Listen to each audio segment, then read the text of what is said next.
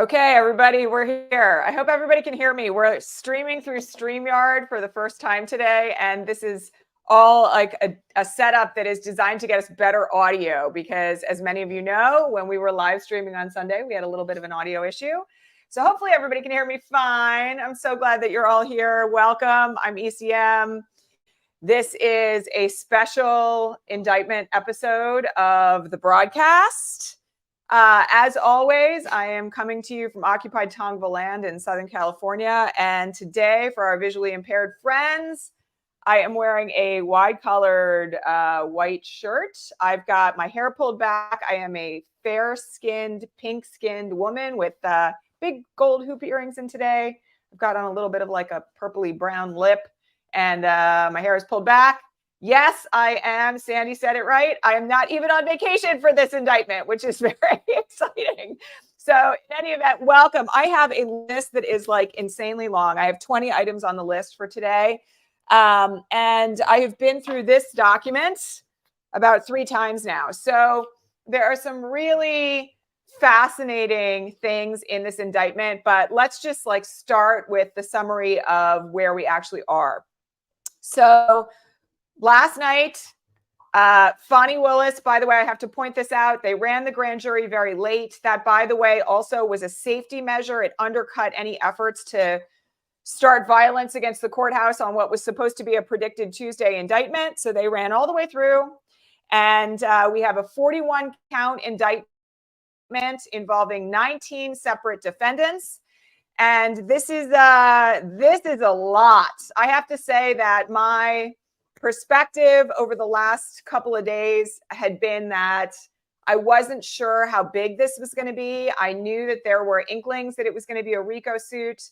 I said last night on Threads when I was talking about this that I, as you all know, really believed that there was never going to be a moment where we were going to see RICO charges here on anything. And also, I really had some suspicions about what the totality of this indictment was going to cover. Lo and behold, this thing is massive. And I will tell you that having read it now as many times as I have, and having looked at the various counts and the various publicly known evidence that supports it, I really don't know how the folks who have been indicted in this are going to escape it. So we're going to talk a little bit about the strategies that we can expect to see here. The dogs are behind me fighting as usual. Sorry, you guys, if you hear snorts, it's them. One of the things that we really need to be focused on here is what are the next potential steps in this case. And so let's just talk a little bit about some of the things that are in this indictment generally, because there are some big surprises. And also I want to talk about the totality of what this looks like. So one of the things that I have to say here is that the scope of this indictment is huge. And a couple of people have been pointing out Simon Rosenberg's comments, I guess they were last night or this morning, about the fact that this is an indictment that really seeks to address not just Donald Trump's actions, but really the totality of his inner circle and indeed many senior officials in the GOP to overthrow the 2020 election. I don't disagree with that. I have to say that one of the things that we have to keep in mind is that this does not include people who, even after the events of January 6th, sought to throw out the results. Folks like Marjorie Taylor Greene and Matt Gaetz and the various other people who are always implicated in these allegations that the election was fraudulent or that it was stolen. We don't have those people in this indictment. That doesn't mean that at some future date they might not be indicted, but they are not contained in this indictment. However, the folks who are contained in this indictment are really Trump's whole inner circle in the days leading up to January 6th and beyond it. So let's just talk for a minute about some of the surprises. I personally was shocked to see an indictment against Mark Meadows included in this, to see him included as a named co-defendant. Part of the reason why I was surprised by that was that there were a lot of rumors that Mark Meadows might have cut a deal. And so that was one shock here. We also have, as was forecasted, I talked about this on Monday on the Patreon broadcast. By the way, for our subscribers, Your questions are, fed into what I'm talking about today. And if you want to join us over on the Patreon feed, you can do that at patreon.com/resistancelive, where I will now have 2 private broadcasts a week, Monday and Friday, and I will be live here on Sundays and Wednesdays. Okay. Leaving that aside, one of the things that I flagged on the private Patreon only broadcast on yesterday was that there were some indications that there were going to be indictments that dripped all the way down into state Republican Party officials and indeed even precinct captains in Georgia. And in fact, that has happened. So we have at least 1 state senator indicted right now in this set of indictments. We have election officials from Coffee County indicted in this. We have the chair of the Republican Georgia GOP. And the scope of this is enormous. I mean, it's enormous. So it really does cover the totality of the inner circle here of the folks who were involved in trying to throw the election results in Georgia. So couple of things that I just want to point out. There have been a lot of questions on the Patreon feed this morning about the issue of what's called removal. Removal, for those of you who don't know, is when a case that is filed, a defendant in a case that is filed in state court seeks to have that case removed to federal court. Okay. Now, I want to remind everybody that this is something Trump has already tried. We know that he tried this in New York with the allegations that were brought by Alvin Bragg, and he has indicated here that he may try it again. All right. But one of the things that you need to realize is that in order for the case to be removed to federal court, there are jurisdictional and removal legal requirements that have to be met by the person seeking to remove it. It's a good question right now whether or not removal could actually occur here. However, one of the things that I will just say from having read the indictment is that Fani Willis has made it very clear that there is a serious nexus of harm in Georgia. That even though there are allegations about efforts made by the conspiracy in other states, and there are allegations that it was a nationwide conspiracy fundamentally, I think the likelihood here is that there's a very strong argument by Fani Willis that the case belongs in state court. We're going to have to see how this plays out. Again, some of this is about, can jurisdiction be obtained over all the defendants in federal court? I have really serious questions about that because there are Georgia-based defendants who committed crimes that are outlined in this indictment only in Georgia. Okay, even though we have like Kanye West's PR person flying into Georgia to try to manipulate Ruby Freeman as a number of the counts that are contained in this indictment, we also have counts that literally only took place in Georgia by Georgia people. And that in and of itself is going to raise serious jurisdictional issues going forward in the context of any issue of removal. So we're going to have to see how that all plays out. I want to talk for a minute about the issue of the unnamed co-conspirators. Don't worry, I'm going to get to like sentencing potential and all that sort of stuff. I see a lot of questions about that. So a lot of your questions here are questions that also came up on the Patreon feed. So don't worry, I'm going to get to these as well. I want to remind you all that there are 30 unindicted co-conspirators who are unnamed in this indictment. There are a few that appear to be very obvious. I'm just going to say that unindicted co-conspirator number 1 is the person who helped to write Trump's speech on the ellipse on January 6th. Now, these people are not named inside the indictment, but I will tell you, Donald Trump's primary speechwriter throughout his entire tenure and his campaign was one fellow by the name of Stephen Miller. Those of you who have watched me on the Patreon feed for the last almost 7 years now know that there are very few figures in Trump's inner circle who I despise as much as Stephen Miller. So there are big questions here about whether all these unindicted co-conspirators have actually cooperated or whether they are potential future indictees. Now, it is very clear in the case of some of these unindicted co-conspirators that they have in fact flipped. And one of the big questions that has been looming since this document dropped is whether or not, who the actual identity of unindicted co-conspirator number 20. You're going to hear a lot about this in the coming days because there's an enormous amount of question and speculation about who this person could be. This is a sign of how seriously Fani Willis has taken this job and how hard she has worked, because unindicted co-conspirator number 20 is very clearly someone who was inside the White House Oval Office during meetings with Donald Trump and Rudy Giuliani and John Eastman and Sidney Powell and Ellis and other folks who are named in this indictment, who has given evidence to Fani Willis and the two grand juries at issue about what that person witnessed inside the Oval Office of the White House. That's how seriously deep Fani Willis has been able to go with the people who she has successfully flipped. So we got to stay tuned on that, because that, to me, is a very big question. It was a question Neil Katyal flagged last night at like 11 p.m. Pacific, at like 2 a.m. Neil was up late with all this stuff, just like a lot of us lawyers who have been doing commentary on all of this. I think that there are going to be very, very big questions going forward about who is cooperated.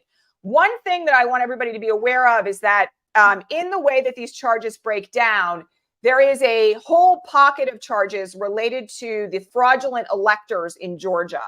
And one thing that is also very clear from the identities, the unstated identities of quite a handful of these unindicted co-conspirators, is that Fani Willis has also flipped, I would say, at least half a dozen, from my recollection of the review of the indictment, of these fraudulent electors in Georgia, because she's got testimony from people who were inside the meetings. She's got testimony from people who were involved in planning the meetings.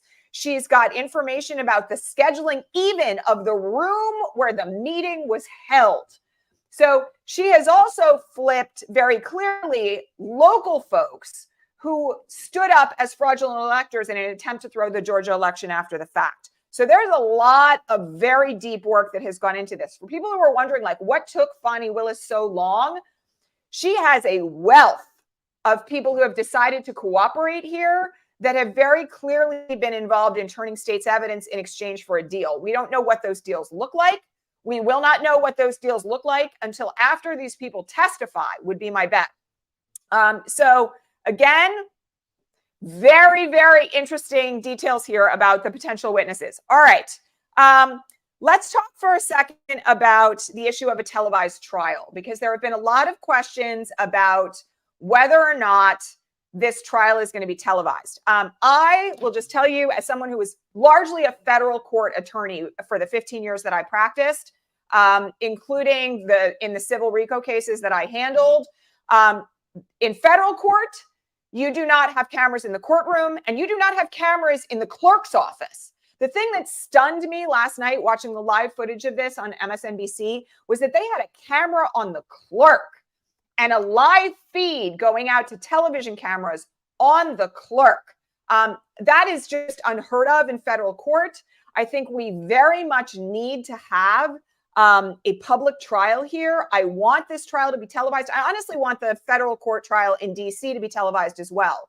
And frankly, I think that these trials are so very much in the public interest, and we have such a problem with disinformation and propaganda in this country right now from the far right and from Trump's inner circle itself, that the only way that we're going to overcome that as we head into 2024 is with a publicly televised trial.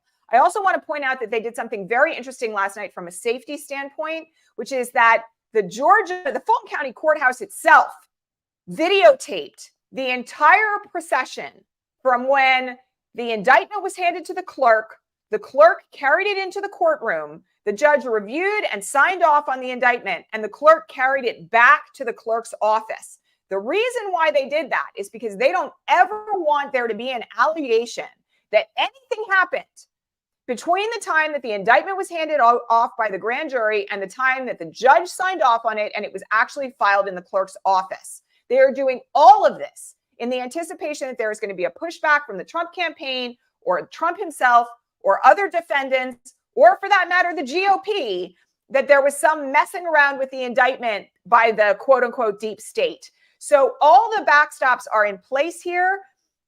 This is not about protecting, just to answer Sabine's question here, this is not about protecting the chain of evidence. There is no evidence contained in the indictment itself.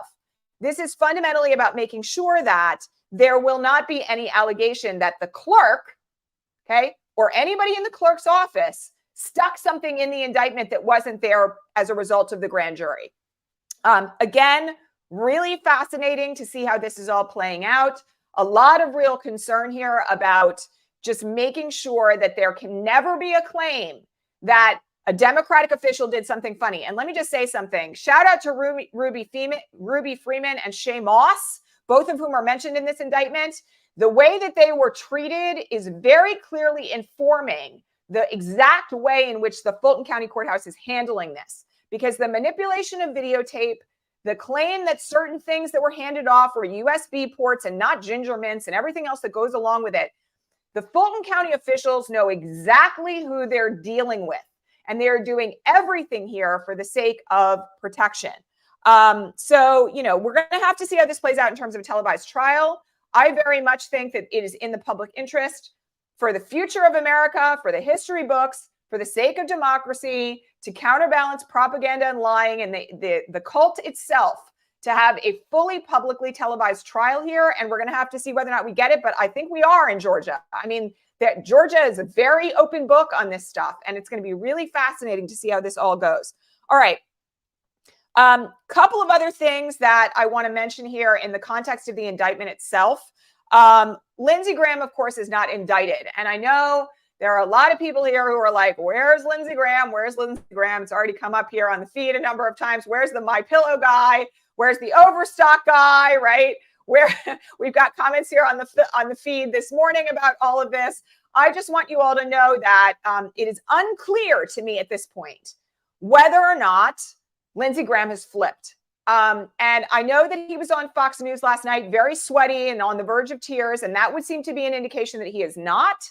But we know that he was involved in direct contact with Georgia officials on behalf of Donald Trump about attempting to overthrow the Georgia election results. So I'm going to remind everybody that there are things that such as superseding indictments. I'm going to remind everyone that defendants can be added to an indictment at any time if further evidence is developed that supports it. And I also have kind of a question about whether or not he's cooperating and whether or not at this point he's now afraid of the results of that as a result of whatever it is that Donald Trump has on him and has had on him for some time. There are other folks here that, again, I was surprised not to see in this indictment. Folks like Lynn Wood. Got to tell you, there are some indications in the indictment that he could potentially be one of the unindicted co-conspirators. He could be unindicted co-conspirator number 20. I also just want to point out that we do not have Patrick Byrne in this indictment. That also is something that surprised a lot of us. Many of us were expecting that was going to be the case. Julie, just to answer your question here about the 9 other indictments that haven't been revealed, it turns out that, and this broke very late last night, that the stack of 10 indictments were not all related to the allegations about the Georgia election. They're from completely separate cases. So we now have one indictment with 41 counts and 19 co-conspirators indicted, all right? We can forget about those other 9 indictments. They related to different cases than this particular case. What we have here, by the way, is robust enough, all right? So again, there are some folks who we are sort of shocked to not have seen at this point. And I personally, again, I'm going to remind you all, I am waiting to see what else we learn at this point about the future of additional indictments, who these unindicted co-conspirators are, and whether or not we're going to see some of these people who may have flipped actually testify at trial. That's the other thing. Like, we've got a lot of potential drama coming up here in this regard. Lots of places where we're going to see additional information potentially leak out. I don't know. I don't know. There are some surprising absences in this indictment that are raising a lot of questions at this point about what's going on. I'm going to say one other thing here, because a lot of people are mentioning that Lynn Wood does have a lot of speculation swirling about his indictment. I'm just going to remind you all, Lynn Wood is not a reliable witness to begin with. And one of the things that folks should be aware of is that even if people are cooperating at this point, the deals that they have cut will be dependent on their cooperation, their truthfulness, and their testimony. So as many of you know, Lin Wood is not somebody who historically has said very truthful things. In fact, he's been one of the deepest conspiracy theorists in Trump's side of things for an extremely long time. That's one of the reasons why I think we shouldn't, kind of hang everything on Lin Wood as a potential unindicted co-conspirator. I mean, this is the reason why she's got 30, right?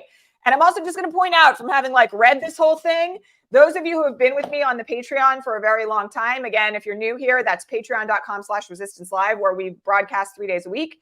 One of the things that I want to remind everyone of here is that, when you're preparing for trial and when you're doing an indictment that is this serious, you've got to be at least 2 pieces of evidence deep. And, I was trained to be 3 deep on every single element of every single count of every single crime. Okay. So she's got a very serious, very deep indictment here with a lot of witnesses and with a lot of evidence. And I am thankful that that doesn't just mean potentially Lin Wood. Okay. Couple of other things that I want to mention here. One of the things that really jumped out at me in reviewing the indictment was the allegations against Sidney Powell. Now, we had indications on Monday that there was evidence breaking that there were going to be allegations about this attempt to electronically break into voting machines in Coffee County, including Dominion voting machines. Sidney Powell, let me just tell you, Sidney Powell is going down. I mean, one of the most compelling parts of this indictment are the way in which she engineered, including by hiring an outside consulting firm that was then used to attempt to break into voting machines, not just in Georgia, but in Arizona, Nevada, Michigan, across the country in these swing states, in an attempt to seize voter data. I mean, this is really serious stuff. And the allegations against her in particular are just damning, including the fact there is some speculation about one of the particular counts in particular that raised a lot of questions in my mind is that she asked one of the unindicted co-conspirators at this consulting firm to release the voter data to 2 other unindicted co-conspirators who are affiliated with Trump. I mean, I have very serious questions about where that data has gone and what the intent was behind what they plan to do with it. Because, again, I have to point out, one of the things about Donald Trump himself is that every accusation he makes is a confession. And the allegations of the direct manipulation of votes is in play here with regard to what Sidney Powell and the local election officials did in conjunction with his consulting firm in Coffee County. It is very, very serious stuff. I mean, to the point where I had a couple of moments when I was reading those particular counts late last night where I was like, holy cow, actual voter data, which by the way is, considered to be sacrosanct, one of the most confidential things. You can't, as an employer in this country, ask somebody who they voted for without running afoul of the employment laws. Your own personal voter data is supposed to be among the most sacrosanct data that exists in this country. And they got it, and then they shared it with God knows who. And, this is really serious stuff. I'm going to remind everybody that there is something in the RICO requirements, the requirements of RICO itself to show predicate acts. We talked about the fact that wire fraud, fraudulent information being dispensed, attempts to engage in computer fraud, which is, by the way, included in the allegations that are contained in this, constitute predicate acts. I want to mention to everybody, by the way, that Fani Willis has 161 overt acts in furtherance of the RICO conspiracy. 161. Okay. Under Georgia law, she needs 2. This is really serious stuff. And also from the standpoint of where this all sits, again, just to flip back to this, some of these people, man, I have no idea how they are going to escape liability. I mean, Rudy Giuliani is all over this. Jenna Ellis, John Eastman, Sidney Powell, Mark Meadows. I mean, it is really, really serious. And I mean, I was reading this last night. I said this on Threads. I really have no idea. I mean, how these people are going to avoid going to prison. It's quite stunning. Okay. Somebody asked a question about how can she include evidence from other states in the indictment itself. So one of the things about a RICO conspiracy allegation, and this is one of the reasons why as somebody who used to try civil RICO cases, those of you who have been here for a very long time know that I've said RICO cases are notoriously hard to try, but there is an advantage to them, okay? And the advantage is that you get the whole story of what the entire conspiracy did in front of a jury, all right? And here, because the RICO conspiracy that is alleged is nationwide, she is allowed, under the allegations contained in RICO, to include with that anything that the conspiracy did, whether that conduct took place in Nevada or Arizona or Michigan or Pennsylvania. Anything that the conspiracy engaged in as an overt act is included in the evidence that she is allowed to put before a jury. So the benefit, and I have to remind everybody who's been watching here for so long that, one of the things about this Georgia RICO statute in particular is that it is much broader in the way that it is written than some of the other, what we refer to as baby RICO acts, the state RICO acts. There is a federal RICO law, and then there are various state RICO laws as well. The Georgia one is quite broad. And so she is allowed to include in the evidence that she puts before the jury. And again, the judge will rule on the evidence at the time of trial. I don't want to, forecast that every single thing that she's alleged in the indictment is going to be put before the jury. But in general, she's going to be allowed to put in the overt acts in furtherance of the conspiracy. Okay. And that's really it's going to be really high drama. I just want everybody to be prepared. It's going to be really, really high drama when we get to the point of trial. All right. Okay. Somebody asked a question about what is an unindicted co-conspirator. So again, I just want to reiterate one thing. It can be somebody who flipped. It could also be somebody who hasn't flipped. And there are strategic reasons behind why you might not want to indict somebody at the present moment. For instance, if Lindsey Graham happens to be one of the unindicted co-conspirators and there are ongoing negotiations to get him to flip, or she wants to try to get him to flip and she's got a carrot that she's saying, like, you flip, you might avoid prison time, she may not want to name him in the indictment. All right. But again, just to reiterate, there's very clearly quite a number of these 30 unindicted co-conspirators who have already flipped. And, we're going to have to see what we learn about that in the coming days. Okay. We had a question about the judge who has been appointed to this case. So the judge who has been appointed to this case is a fairly recent appointee to the Georgia bench. She was appointed in January 2023 by Governor Brian Kemp. Please do not assume, I have to tell everybody this, do not assume that means he's a bad guy, all right? He is somebody who actually, until his appointment, was a former prosecutor, okay? And he's got a long history as an assistant prosecutor, as assistant DA and a DA in prosecuting criminal activity in Georgia. Not everyone who is appointed by a Republican governor is somebody who is going to be in Trump's pocket. I know that there's a lot of debate here about Brian Kemp and what Brian Kemp has done. And, I'm going to remind you all, the former lieutenant governor is one of the witnesses who testified in front of the grand jury that issued these indictments. He is a Republican. He has been out there saying publicly, this is the time to walk away from Donald Trump.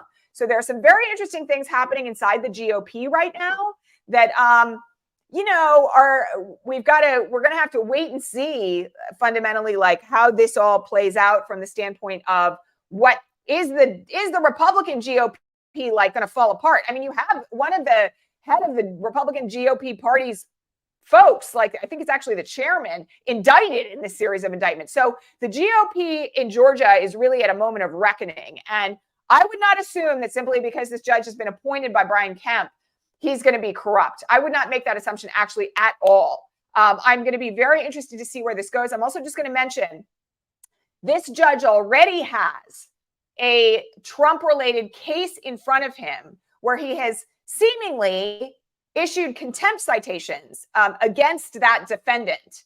And so he already seems to be someone who is in favor of democracy, even if he is a Republican. All right. So we're going to have to see here. And the other thing is, I'm just going to say from an optics standpoint, the fact that he is a Republican and he's appointed by a Republican governor is actually going to make it harder for the Trump camp and the Trump GOP to say that this is somehow all a big deep state action. Reminder, all of the witnesses that we know about who have testified in front of this grand jury, save for folks like B. Nguyen, who is a state senator who was subject to an attempt to influence, save people like Ruby Freeman and Shay Moss. All the primary witnesses in front of this grand jury are Republicans. They're Republicans. So this is going to be a very interesting trajectory here to see how this all plays out in the coming days and weeks with the GOP in Georgia in particular. But please don't assume that this judge is somehow on the wrong side. In fact, I would say that at least from what we know about the current case that he has, the indications are that at least at present, he is acting as a fair and balanced judge with regard to other allegations related to Trump-related folks. Okay. All right. There are a lot of big questions about the jury pool here. The jury pool will be pulled from Fulton County. I had somebody on Threads make a comment last night that I found to be like very cynical. So I'm going to just raise it here for a minute because I want everybody to be aware of this. Somebody said it only takes one juror to not convict. Well, I'm going to remind everybody that one juror voting to not convict is not an acquittal. One juror voting to not convict is a hung jury. And when there is a hung jury, the prosecutor can try the case again. Okay. The likelihood in Fulton County, first of all, there is a whole voir dire process. We've talked about this so much on the Patreon broadcast, over the last number of years. But the jury pool does go through this process that is called voir dire, where the prosecutor and the defense get to ask questions of every single juror about, fundamentally who they support, whether or not they've made donations to particular political candidates or political parties. That information, by the way, is generally public if you've made a donation to a PAC or you've made a donation to a candidate. Also, one of the things that they can be asked about is whether or not they can be fair and balanced. Will they consider only the evidence that's presented inside the courtroom? If they're sworn in as jurors, they have to take an oath that says they're only going to consider the evidence that they see in the courtroom, and they agree to be fair and balanced and presume the innocence of the defendant unless and until he's proven guilty. All of those things are likely to be in play in this jury selection process. And so even if we get one far-right Trump culty person on this jury by accident, which is highly unlikely to happen in light of the voir dire process itself, because I'm sure that this voir dire process is going to go very deep. In fact, it would not surprise me at all if there is a request for people to turn over their social media handles. We'll see, okay? But one of the things that people should just be aware of is that even if somebody happens to get onto the jury and one juror says, I'm not going to convict on the basis of all this incredibly damning evidence that has been presented by the prosecutor, that's a hung jury and the case can be tried again. Okay. It's only if all of them vote to acquit that the individuals who are accused are acquitted. Okay. This is going to be a really interesting trial to watch for a whole slew of reasons. All right. One other thing that I just wanted to mention here in this regard is that Fani Willis did say last night in her press conference that she, at least at present, and I don't want to suggest that this has changed in any way since last night, but she said that she was going to attempt to try all 19 defendants at once. Now, that's a real cluster from a trial perspective. I agree with Neil Katyal, who made comments last night that is an opportunity for the defense to create chaos. However, I want to point out one really important strategy that I think was overlooked by the mainstream media in the comments about this particular issue last night with regard to Fani Willis, and it is this. When you are trying to get co-defendants to flip, one of the things that you might want to point out to them is that if they are all tried together, they're going to be tagged with the same brush as Donald Trump himself, okay? All these insane tweets, all these horrible things that were said inside the Oval Office, all of these things that Rudy Giuliani did, these crazy hearings that were held in front of various alleged legislative panels with Jenna Ellis and Rudy Giuliani and others. Doesn't matter. If you're a small-time election official in Georgia, You are accused of being a part of that conspiracy, and all that evidence can be used against you. If you are tried in the same jury trial, in the same courtroom, with all the same defendants, all of that evidence can be admitted against you as well. And so there's a very strong strategic reason, at least at present, for Fani Willis to be saying, I'm going to try everybody at once. And so I just want to point out to you as well that I would anticipate today, that Fani Willis's phone is ringing from some of the attorneys for these smaller co-defendants. I would not be surprised at all if the folks who previously were like, I'm going to play this game of chicken with Fani Willis and we'll see whether or not she indicts me, are now really ready to turn state's evidence and testify against Donald Trump and these senior officials. So I don't know that it's going to be 19 defendants by the time we get to trial. It might be 7 and everybody else is flipped. And I'm just going to say it would be a really interesting trial to have it be Donald Trump, Mark Meadows, Rudy Giuliani, Jenna Ellis, Sidney Powell, John Eastman, Chesbro. I don't know. That's 7. I'd be interested to see what that trial looks like. Again, we're going to have to see how this all plays out. But I would not be surprised at all to see additional plea agreements reached to turn state's evidence and testify at trial by some of these defendants who are named in this indictment. All right. Let's talk about this new bill that just passed in Georgia, because there's a lot of questions on the feed this morning about this bill in Georgia that allows a GOP governor, people in the GOP governor's office, to remove a prosecutor for cause. All right. There's a lot of concern at this moment about the prospect of Fani Willis being removed as a prosecutor under this new law. Now, again, I got to remind everybody, this is for cause. And what for cause ordinarily means is you've done something really outrageous, like you've committed an ethical breach, you've taken a bribe, you've agreed to prosecute someone on behalf of a political candidate. You've submitted perjury in front of a jury, knowing that it was perjurious testimony, right? That would ordinarily be something that one would consider to be a for cause reason to remove a prosecutor here. I'm going to tell you that I think that it would be political poison, like it would be the end of Brian Kemp's career if he tried to invoke this new statute to remove Fani Willis. And I don't think he would stand a chance of being reelected in Georgia. I think it would be, honestly, I think it would be the end of his political trajectory for all time. And he's somebody who has ambitions for higher office. All right. I think that it, especially given, this is the other thing that people have to consider, is that the lay of the land has changed from yesterday to today. All right. Because it is one thing to remove a prosecutor who has filed a very limited indictment against Donald Trump alone. Right. It's one thing to be able to say, she's alleged 3 counts against him for election interference and she's got to go, right? And I'm talking about from a strategic standpoint. I'm not saying that that's anything that is moral or legal or that should be done, all right? I'm talking about it purely from a political strategy standpoint. It is another thing entirely when there are 19 co-defendants and 41 counts of a national conspiracy that reaches into other states where other state prosecutors have the capacity to pick up the charge. I'm just going to point out here, Michigan's top 3 officials are 3 women, okay? And there are allegations in this conspiracy that the conspiracy traveled all the way into Michigan to try to change the votes there.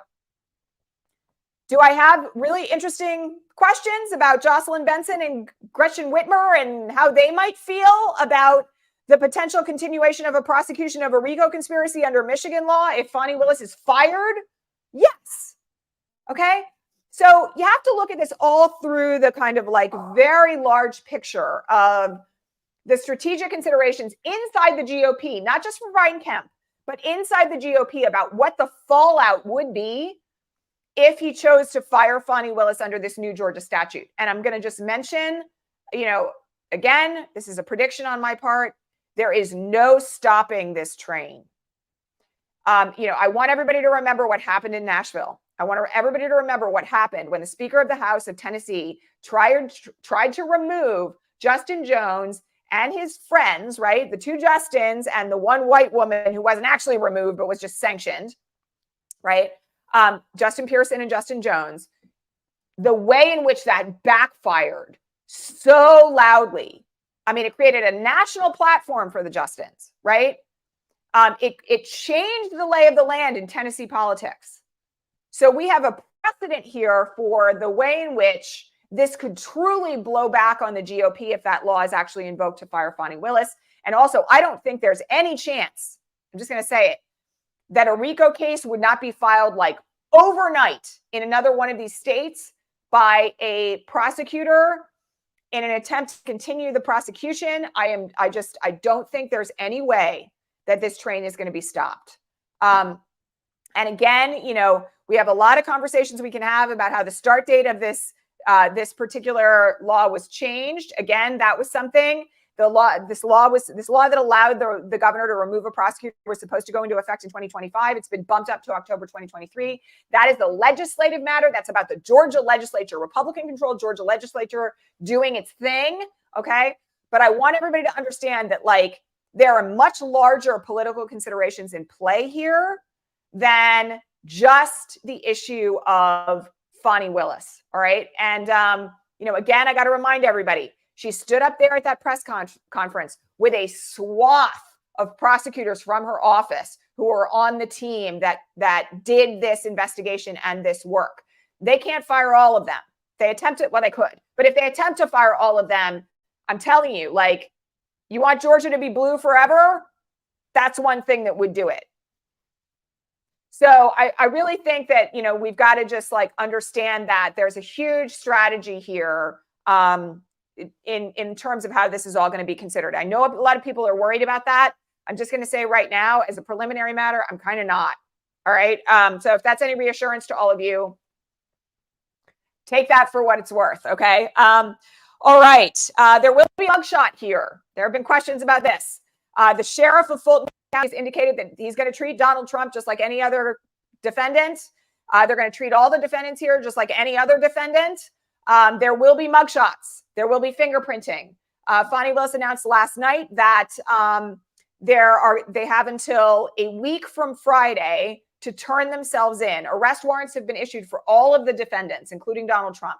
How and when those people turn themselves in will be negotiated by their counsel. If they do not turn themselves in, they will be arrested, handcuffed, and brought to Georgia. So I would expect that we're going to see perp walks. I would expect that we're going to see mugshots. And, that's for the history books, right? This is definitely going to be something that I know is going to draw an enormous amount of attention over the next few weeks. We do not know yet, Roberta, just to answer your question, we do not know yet when Trump will show up. That will be something that will be negotiated between his legal team and Fani Willis's office. Ordinarily, in situations like this with a high-profile defendant, the turnover time is negotiated. They show that he will show up at some point at the Fulton County Courthouse. He will be booked, fingerprinted, mugshotted, and arraigned. And at that point, they're going to determine bail. I also just want to remind everybody that the bail conditions here are anybody's bet. And, I'm just going to say this also. Fani Willis is notorious as an aggressive prosecutor. I do not think that she is going to put up with him making insane statements about her on social media without asking for remand. So the other thing that is really under threat here for Donald Trump is the issue of pretrial detention in Georgia. It's not out of the question. Again, some of this is going to depend on how this judge reacts to these allegations, reacts to motions that are made by Fani Willis in the event that there is an issue here. But dude can't keep his mouth shut. What I said yesterday on the Patreon broadcast, for all those of you who were there, is that one thing we know about Donald Trump is that he doesn't abide by anybody's claims that he can't say anything or he shouldn't say anything or it's not in his legal interest to say anything. And literally, there are actual tweets of his that are overt acts in furtherance of the conspiracy in this indictment. Doesn't stop the man. Okay. So the real issue here is there a bond going to be issued or is he just simply going to be detained? And I think, the likelihood is he will get out on bond, but it's kind of anybody's guess. And if he violates the conditions of his release, I am certain certain, I mean, like, again, speculation on my part, but like, I would bet my bottom dollar on this, that Fani Willis will not hesitate to ask for pretrial remand if he interferes with witnesses, threatens prosecutors, interferes with the administration of justice, threatens the clerk's office, puts out evidence that could influence the jury pool. And he's done all of those things already in the DC indictment. So we'll have to wait and see what happens here. But, you know, it's a different lay of the land today than it was at this time yesterday morning. All right.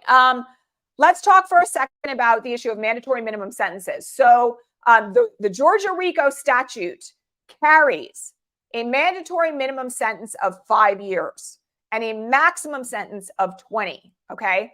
That is on every RICO count. All right. So there's one RICO count in the indictment, by the way, that involves all of the co-defendants. And then there are 40 other separate counts for different crimes, each of which carry their own sentencing recommendations. All right. One of the other things here is that it is highly unlikely that Trump will be allowed to serve a portion of a conviction on the house arrest. Now, we are like way ahead of the game here because I'm going to remind everybody, we have no idea when this trial is going to be set. Fani Willis did say last night she's going to ask for a trial date within the next 6 months. That puts the trial smack in the middle of the January-February primary season. Again, who knows? Like, you know, that's going to be really fascinating to watch as well. But I have to remind everybody that we have to get to a conviction before we can get to sentencing, all right? But it does seem to be pretty clear that if he's convicted of RICO, he's going to do at least 5 years. Some of that could be done on a probationary basis. But he's going to do some form of prison time if he's convicted of RICO. And, you know, it's anybody's guess. I mean, by the way, I'm just going to mention, like, you know, he's indicted here on 1, 2, 3, 4, 5, 6, 7, 8, 9, 10, 11, 12, 13 separate criminal counts. All right. And again, sentences can run consecutively, which means you do your time for RICO, then you do your time for fraudulent statements, then you do your time for interference with computer equipment, you know, like, or he could do them all concurrently, which is where all the sentences run at the same time. So there's a long way to go in that regard. Okay. Again, I don't want anybody to get ahead of the game here, but there is a mandatory minimum sentence for RICO, and every single defendant in this case is alleged to be a part of that RICO conspiracy. So, you know, I'd be a little scared if I was one of these indicted co-conspirators, right? One of the ones who actually are indicted co-defendants. And that is yet another reason why I expect that Fani Willis's phone is ringing off the hook this morning with attempts to plead out on some of these lower level folks. All right. Let's see what else is on my list here. Pardons. Federal pardon power does not apply to state crimes. So there is no possibility that another Republican president will be able to pardon any of the people who are arguably convicted here under this particular indictment. Okay. The other thing is that in Georgia, this is another reason that a lot of people may not know this. The governor does not have unilateral pardon power over Georgia crimes. There is a commission that has to review whether or not a particular crime is pardonable. Governor Brian Kemp cannot just randomly, willy-nilly say, I'm pardoning Donald Trump. That cannot happen in Georgia. So pardons are also off the table here, which is one reason why it is incredibly possible that some of these lower level defendants are wanting very much to plead out. Oh, yes. Let me come back to this question because this has been asked on the question feed live today several times. Of course, Trump is a flight risk. In fact, one of the things that has kind of completely shocked me about the DC and the Florida federal indictments already is that the issue of him being a potential flight risk has not really been discussed at his bail hearings, at his arraignments.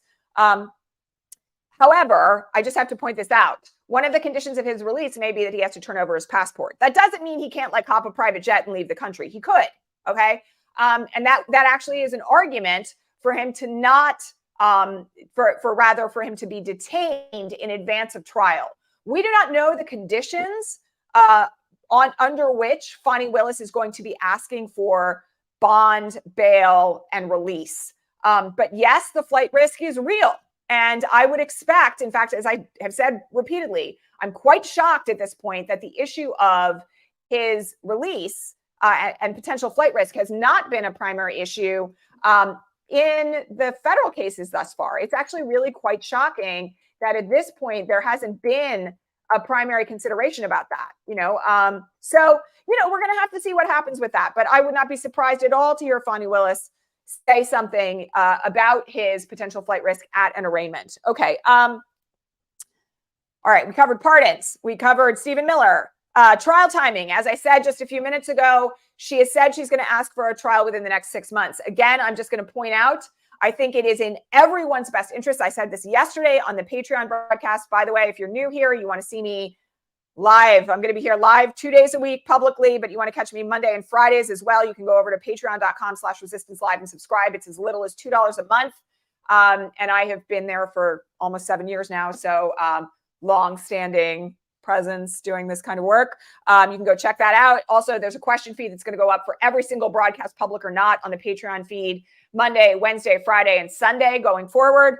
I said yesterday on this front that it is really critical, actually, for the state of democracy for Donald Trump to be tried on these crimes in advance of the November 2024 election.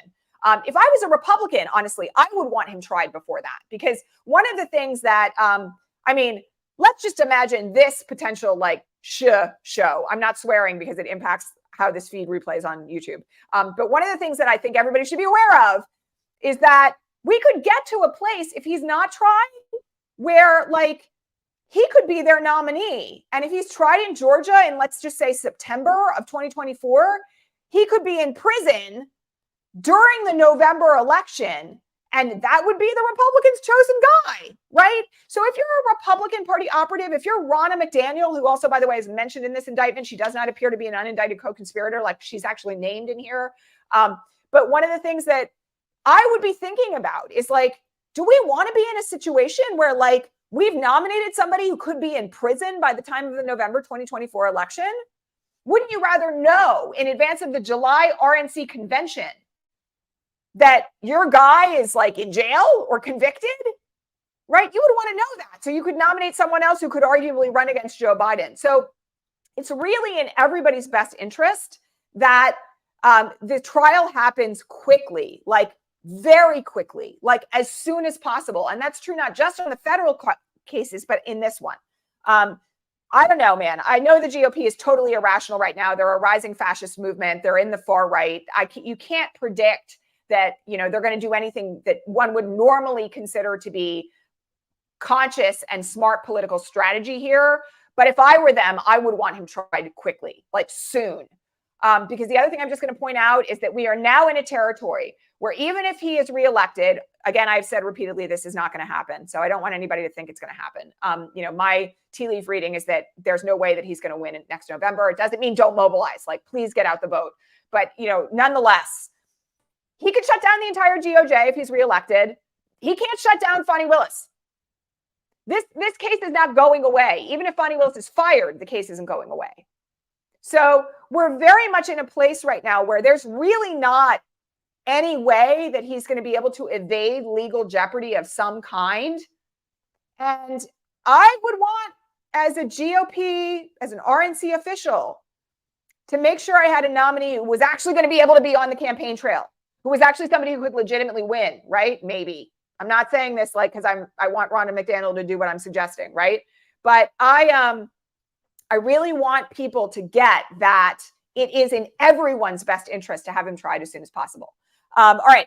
The 14th Amendment issue, I've mentioned this on the Patreon broadcast several times in the last couple of weeks. We do now have 2 former judges, Federalist Society officials, who are out writing, advocating for the idea that Donald Trump should not be the nominee due to the 14th Amendment prohibition on running for office if you have sought to incite insurrection or overthrow of American democracy. I'm just going to say that the legal details about that are far less interesting to me. And this is a repeat for those of you who are regularly on the Patreon, than the back room issue that we're seeing inside the GOP right now, which is a hard push by what one would term, I hate to use this terminology, but rational conservatives, right? People who are maybe economic conservatives and not far right fascists. Now, I know there's a whole blur here. I don't want anybody to mishear me. They're all bad people. They all want trans people dead, and they all want no abortion rights, and they all want women to have, be back in the dark ages. They want no birth control. They're all bad people. Okay. And they're the people responsible for putting Brett Kavanaugh and Clarence Thomas and Gorsuch and Amy Coney Barrett on the Supreme Court. So nobody should be under any illusions that what I'm saying here is that these people are good. All right. But there is a very interesting backroom strategic thing happening inside the GOP right now with these, just for lack of a better term, please don't mistake me again, rational conservatives to move the party away from Trump, right? They're trying to find a way to convince the hardcore right wing to cut bait and let him go. And we're seeing this, by the way, in efforts to persuade Mark Meadows right now, who, of course, again, now has his own problems, to walk away from him, right, period, in terms of campaign strategy and all of that. There's also efforts underway to get Kevin McCarthy to walk away, notwithstanding the fact that he's in the pocket of the hardcore far-right Freedom Caucus. We know that there have been efforts here to really try to move the GOP away from Trump. And I personally, just as like a legal geek and a political, lifelong political activist and organizer, I am really interested to see how this all plays out in the coming days and weeks, because there is very clearly an effort to try to get the GOP to cut him off. And I don't know whether or not it's going to happen. Like, we're going to have to see what happens with that. I again want to remind everybody that we've got a long way to go between here and November 2024. I don't know, man. It's and again, I haven't said this yet on the broadcast today, but I just have to remind you, like, the events that we're living through right now are things that are like, I said this to my kids last night when we were watching all of this live. I was like, they're going to teach this to you in history class when you're in high school. Like, these are the events that, for decades to come, assuming the planet survives, for decades to come, they're going to be teaching our children about in elementary and middle and high school and college. Like, we're living through times that are absolutely unprecedented in this nation's history. And don't miss that fact. Like, and this has never happened before. So the other thing I just have to say here is, like, how all of this is going to unfold. Like, everybody always asks me questions over on the Patreon feed. Like, how is he going to go to prison when he has Secret Service protection? I don't know.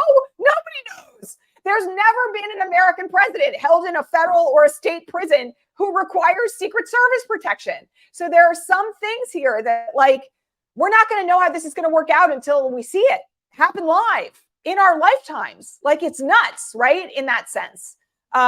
So again, we're going to have to see how this all plays out. All right. I've covered all 20 items on my list now. We're coming up to an hour here live on the broadcast. So I just want to say a couple of things here in general to, like, wrap things up. All right. Early 2024 is going to be wild. We already know that Jack Smith's prosecutors have asked for a trial date of January 2nd in DC. There are going to be requests for the Florida case to be tried sometime in 2024. We're going to hear about that in November when there's another hearing in front of the obviously corrupt Judge Eileen Cannon. Whether or not she keeps her position overseeing this case is anybody's guess right now. And then we've got Fani Willis wanting a trial date within the next 6 months in Georgia. I will tell you, I have to remind you that the very first primaries start in the earliest weeks of January 2024. So if you were going to do anything in the interim with all of this, like, wild schadenfreude and energy that you have right now, I'm going to urge you, and this goes out particularly to those of you who are not regular subscribers to the Patreon, because I say this on Patreon all the time, please get involved where you live in your local elections, because the gas pedal of fascism is being pushed in the states. Everything that is happening that is threatening the lives of trans and non-binary and LGBTQ people is happening in the states. Everything that is happening to ban abortion and birth control is happening in the states. Everything that is happening to alter the education of truthful American history is happening in the states. And it is happening where you live. If you're going to pay attention to elections going forward, yes, of course, you should pay attention to federal elections, but please do not neglect the elections for your school board, for your city council, for your county council, for your water board that's going to have, like, control over how environmental regulations take place where you live, over, the Board of Education, right? Make sure you're paying attention to who's being nominated to your local medical licensing boards, right? I mean, like, the depth of where the fascist movement is moving in this country is significant, and it is happening where you live. So I want to encourage everyone who's watching here today to please get involved in your local political system. That can be getting involved in your local Indivisible chapter, becoming a precinct captain for the Democratic Party where you live, making sure that you are getting involved in your Democratic Party machine. Get involved in Moms Demand if you care about gun safety legislation. Get involved in Planned Parenthood's action committees if you are concerned about what they're doing and their survival. There's so much work to be done on a local level and a national level right now, and it's really critically important that you do that work. Okay, final plea for today. If you have not subscribed to this YouTube channel, please hit that subscribe button, hit that bell notification, and turn on all notifications so you never miss a broadcast here again. If you want to support this particular broadcast today, tips are available. I'll drop it again. My Cash App and my Venmo are here. These go into our corporate coffers. They do not go into my personal pocket. They go directly into the corporate business account. So they help to support my staff behind the scenes as well. You can also buy a super sticker here on YouTube to support me. You can hit that thanks button on the YouTube channel. It's a heart with a cash sign in the middle of it. And also, if you want to be here 4 days a week going forward, you can head over to patreon.com/resistancelive and subscribe for as little as $2 a month. I'm going to mention one other thing here. If and when we go to trial in one of these cases, there is a strong likelihood that I'm going to go back to 5 days a week. Those of you who were back here with me in 2016 and 2017 used to know that this broadcast used to be free and live on Facebook 5 days a week, Monday, Tuesday, Wednesday, Thursday, Friday. I will just make you all a promise that if there is an ongoing trial that is publicly televised, like what we're anticipating in Georgia, I will go back to 5 days a week here for all of you, because I think you're going to need the live political analysis. I think you're going to need to be informed about what's going on. I think it's going to be really important, by the way, that you share. You can also share this broadcast with anybody because it's public. The replay is going to be available on the YouTube page. Please feel free to do that. And to make sure that folks are informed, because the whole reason why I've been here doing this, given that it has not historically been my day job, is because I believe in and I am profoundly committed to the idea that the legal system should be understood by everyday citizens who care and who are out there trying to make change and move the needle for everyone and bend that infamous arc of justice, to quote Martin Luther King. So please, if you're interested in supporting this work is now a huge part of what I do for a living. It is an enormous part. This broadcast is what kept my company afloat during the pandemic lockdown. Please feel free to kick in whatever you can to support our efforts here, because we are here to make sure that all of you are armed with the information that you need to combat disinformation, to understand how the legal system works, to understand how procedure works in trials and in indictments and in everything else, so that when someone comes up to you and makes a claim in your neighborhood that Fani Willis is a part of the deep state and there's no way Donald Trump is ever going to do prison time, you've got the talking points that you need to engage in deep canvassing and to try to sway that person over to your side. All right. That's what it's all about here. All right. So again, thank you so much for being here today. Long broadcast, felt really important. And I'm grateful for all of you. And our Wednesday broadcasts are going to be live here now also. So I will be back here tomorrow at 9 a.m. Pacific, 12 noon Eastern, public, live, and free. And I am grateful for all of you. I am so thankful to all of you who are committed to doing the work of changing America for the better and moving it toward equity and justice and freedom. Particularly grateful, I have to say today, to Fani Willis and the work of all the great Black women activists and organizers in Georgia. Shout out to Latasha Brown. By the way, I just have to mention to everybody that, like Georgia's gone blue in, 2020 and 2022. So, big shout out to everybody who's doing great work in Georgia, including Fani Willis. And yeah, major love to all of you. And just to answer this question, because a couple of people have said it. Yeah, we're there. Welcome to your vacation spots. We have finally arrived. All right. And on that happy note, I will see all of you here tomorrow live. Question thread will go up on the Patreon feed at 7 a.m. Pacific, 10 a.m. Eastern, as usual. If you have questions that you want me to address, please make sure you are a Patreon subscriber and you get your questions onto that question feed, because I review it for 2 hours before I go live. And Stacey Abrams, yes, Miss Josie, thank you for that shout out.